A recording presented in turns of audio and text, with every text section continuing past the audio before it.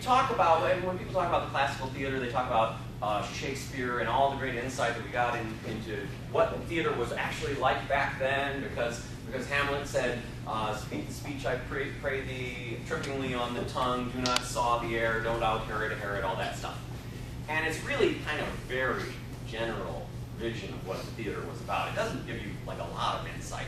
But when you read a lot of Moliere, you really get what the theater was like at that time, and what the issues were, and how broad they were, and so you get a real sense of the environment the more Moliere that you read.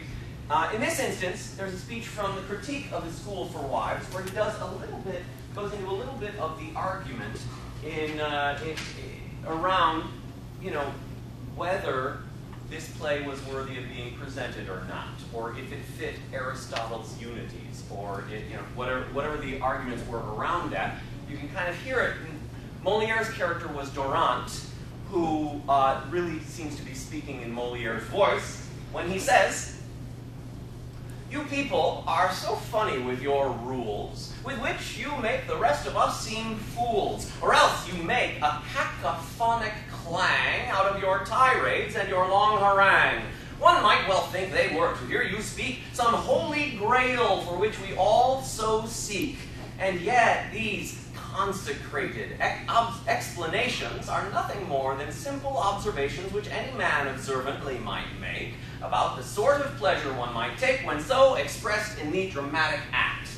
These same observers might well note, in fact, the very things that interest us or bore us without help from Aristotle or from Horace. It seems to me these rules are superseded by one rule which perforce must be well heeded, and here held up beyond each single measure, is that the work of art must give one pleasure.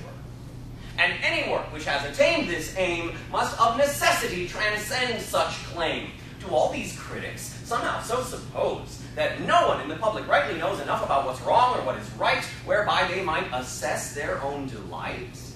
If plays that are according to the teachers do not give us a pleasure in their features, and if the works that give us all this pleasure do not live up to academics' measure, there's one conclusion we cannot evade, that is, the rules themselves are badly made.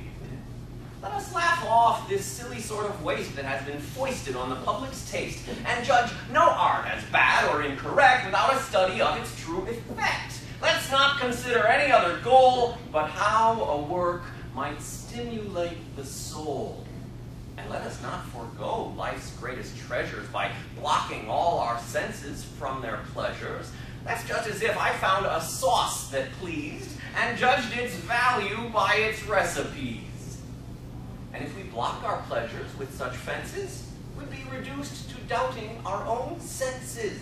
In art, in music, as in food and drink, we will not dare to say the things we think, nor may we trust our inmost intuition without the connoisseur's humane permission. Thank you.